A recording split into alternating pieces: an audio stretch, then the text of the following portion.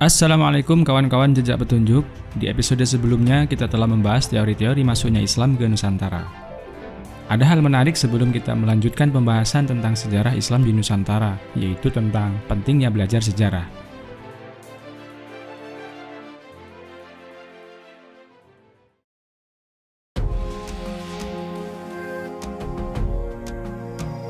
Jika ada sebuah pertanyaan, apakah belajar sejarah itu penting?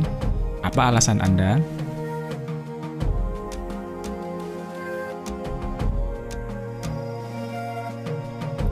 Sadar atau tidak, banyak di antara kita yang beranggapan nggak penting belajar sejarah. Alasannya, sejarah itu isinya cerita semua. Mendengarkannya bikin ngantuk, apalagi harus hafal nama-nama tokoh, tahun peristiwa, susah pokoknya. Apalagi kalau gurunya nggak asik dan membosankan. Ditambah lagi, banyak guru sejarah ketika menanggapi persoalan di atas yang ujung-ujungnya bilang, sejarah itu pelajaran wajib dari kurikulum. Mau nggak mau kalian harus belajar sejarah. Kalau nggak ngerti sejarah, berarti kalian bukan orang terpelajar.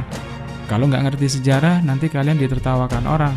Untuk masuk kuliah dan kerja itu ada tes pengetahuan umum, bahan soalnya ya sejarah.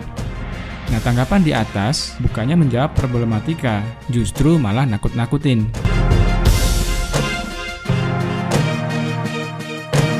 Nah, ada sebuah fakta menarik bahwa hari ini justru sejarah menjadi momok bagi para pelajar karena identik dengan hafalan dan tumpukan-tumpukan angka yang bikin membosankan.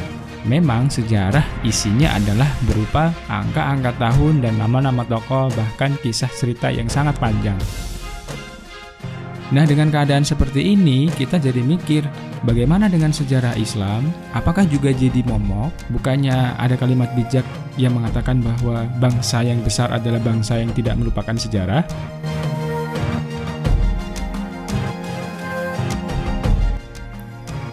Nah, untuk menjawab persoalan ini, lupakan dulu deh sejarah dalam konteks sebagai mata pelajaran di bangku pendidikan.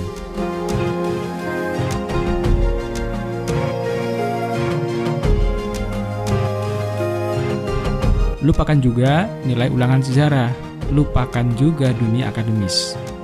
Mari kita sama-sama mengupas apa pentingnya belajar sejarah.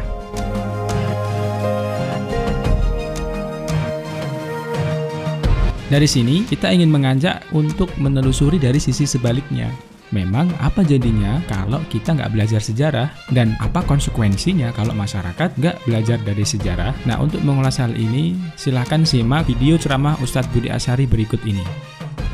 Saya ingin mengajak teman-teman semuanya untuk kita mencoba untuk melihat bagaimana sejarah itu dalam kehidupan orang beriman itu istimewa untuk dipelajari, untuk menjadi panduan. Dan saya ingin kita mulai terbuka. Saya dengan teman-teman yang membuat acara Khalifah itu kurang lebih berjalan 4 tahun ini. Dan setiap saya ada di sebuah kota, saya sangat sering disalami oleh orang yang masyarakat muslim itu mengatakan begini.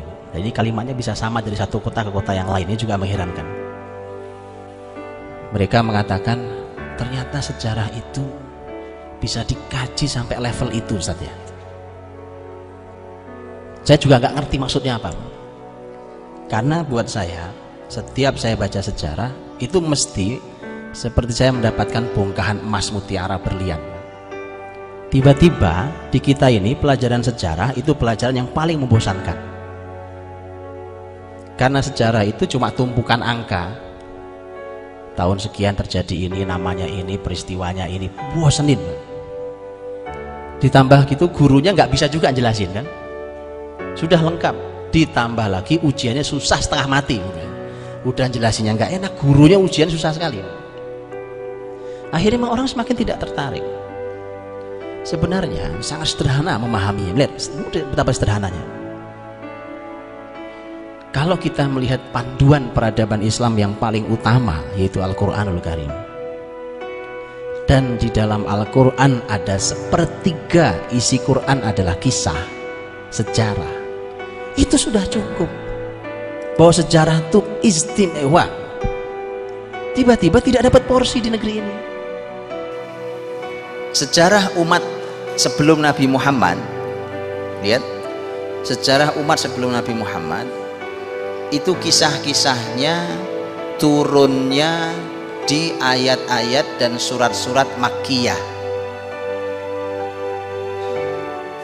Makkiyah itu adalah ayat atau surat yang turun sebelum Nabi hijrah ke Madinah.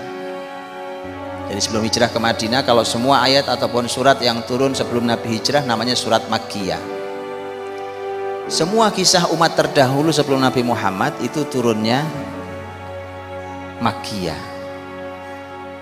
Bayangkan kalau sepertiga Quran isinya kisah umat terdahulu, dan kisah umat terdahulu turunnya semuanya sebelum hijrah Nabi, bukankah itu artinya sebelum Nabi hijrah, selama Nabi di Mekah, itu isinya ayat cuma kisah saja, Pak.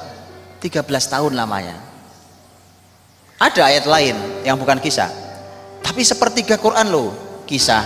Kemudian semua turun waktu Nabi di Mekah. Itu artinya sepanjang 13 tahun di Mekah dipenuhi dengan kisah tentang sejarah. Sementara Mekah itu oleh para ahli ilmu disebut sebagai pembangunan pondasi. Jadi membangun pondasi generasi. Nabi kan di Madinah nanti sudah bicara negara, sudah bicara hukum, itu nanti.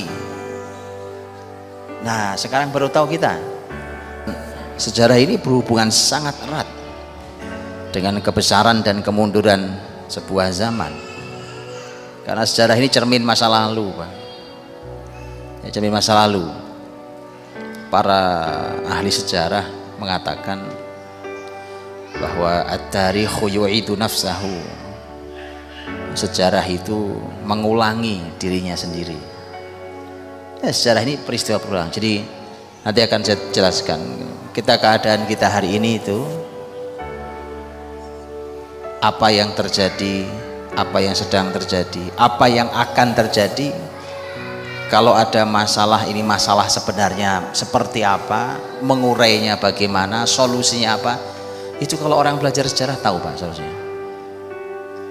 Orang sejarah sampai mereka akan tahu apa yang akan terjadi, itu orang sejarah, Pak.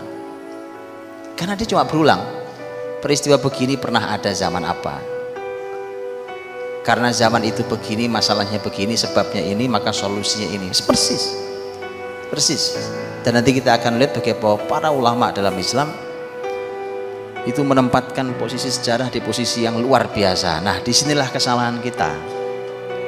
Sejarah menjadi pelajaran yang nyaris tidak dipelajari, sekalinya dipelajari di kelas tidak menarik, di masjid-masjid nyaris tidak ada pelajaran sejarah Islam. Begitu?